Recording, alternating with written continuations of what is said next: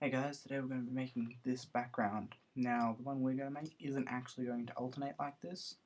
It's just I have two images, one grey, one coloured, and they alternate every 5 seconds, but you could easily do this. So, let's get to it. First, you want to make a text spline and enter your text. Now, the funkier the better, because really this is all about presentation.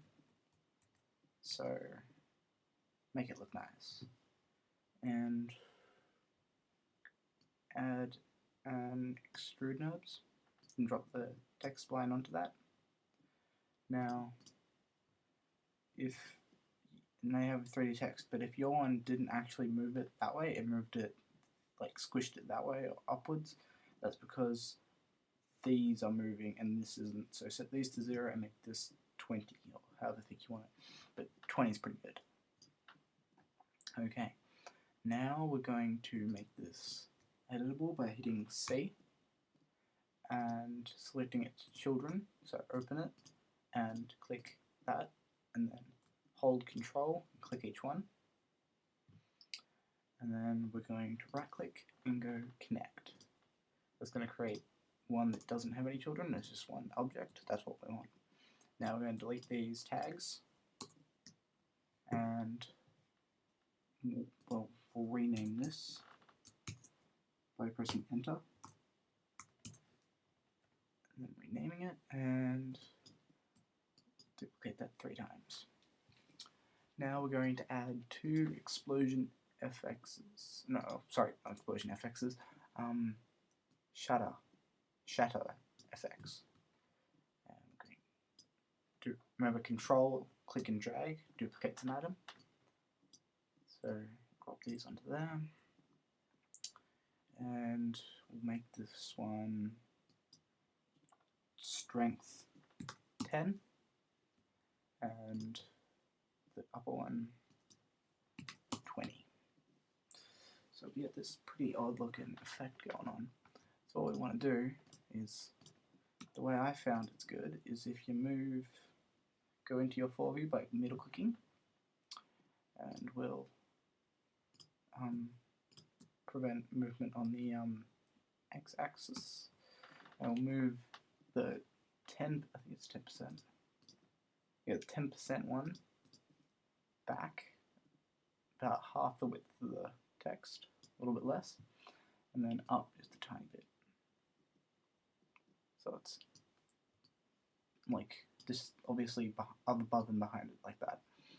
And then we'll take the 20% one, move it forward just a little bit, and move it up a fair bit because it fell down as that took effect. So now we have the letters. It's still readable, but it's looking pretty awesome. Okay, now what we want to do is we want to select all these, do Alt-G to group them. I'll just rename that. And then now we add an explosion FX and drop that into the group. Now, immediately you're going to see it's going to explode everything. Crazy. So what we're going to do is we're going to put down to like time about 1, and we'll adjust these. Oh, I can't adjust them. And that can you have to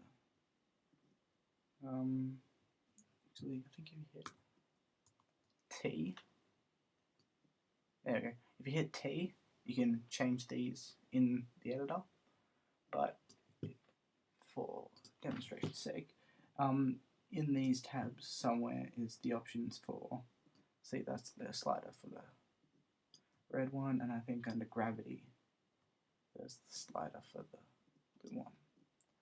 So we'll scale these down just a little bit, and now we want to hit E to change to our move tool, and we'll just get the handles and move it up to a point where it's good. I like it there. Actually, yeah, back down there. Oh. I don't know, probably about there. And what we'll do is we'll turn down the glass range about 20. Okay. Now that's the basic shape done. Now we're going to add the room, the back of it. So to do this, we're going to create a cube and go into our foreview and hit T for the scale tool and scale it out. Went pretty big. And then top view. A little bit bigger. That's better. Now go back to our move tool and move it so that that edge is just starting to overlap the text. So that's the room done. So now what we want to add is a camera. So we'll add the camera and we'll zero it out and resettle the rotation. So, and now we'll move it back a bit. Under our render settings, we'll change the output to, well, you can set to whatever you want. I'm just going to do HD 720p, and we'll go into anti-aliasing and change it to best. And now with the camera, now that that perspective, I didn't change it. I'm going to go camera, scene cameras, camera, and now we're seeing what the camera sees. So this is the overall end product, so we'll move it in so it fits.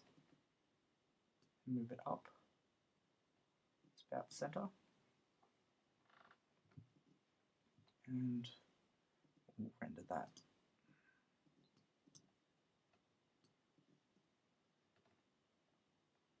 So far, so good. Okay, now we need to add the lights.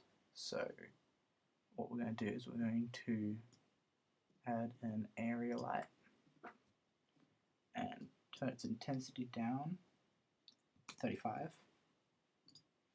and its shadows to area. Now we're gonna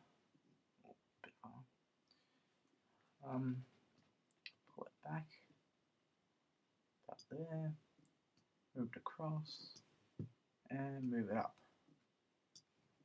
And then we're going to duplicate this by clicking and dragging. Move it across, duplicate it again, move it to the middle, and then select them, duplicate them, move them back. Now, in my other one, in like the one I made my background with, I had 3 rows of 3 lights, but my room was bigger, so I think this should do. And we're also going to go into our render settings and under options, turn off auto light. Under effects, we're going to add global illumination, ambient occlusion, and there was another one that was with the color mapping.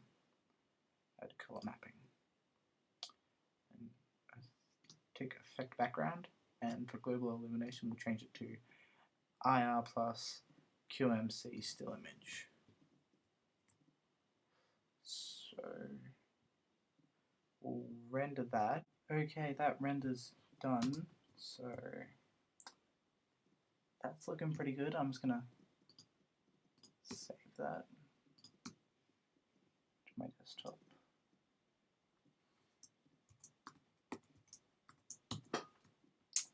Now